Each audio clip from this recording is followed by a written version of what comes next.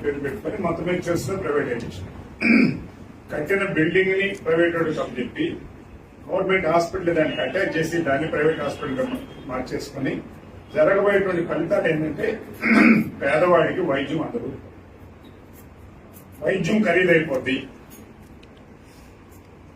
Medical colleges లో reservations అన్ని almost 50% cut అయిపోతాయి. ఉన్నటువంటి ఫెసిలిటీలో 50% కట్ అయిపోతాయి. అంటే పేదవాడు ఫీజులు కూడా పెంచేస్తున్నాడు, పేదవాడు కొనుక్కునే పొజిషన్ ఉండదు, పేదవాడు డాక్టర్ అయ్యేటువంటి పొజిషన్ ఉండదు. కాబట్టి భవిష్యత్తులో వైద్యం ఖరీదైనటువంటి పరిస్థితి రాబోతుంది.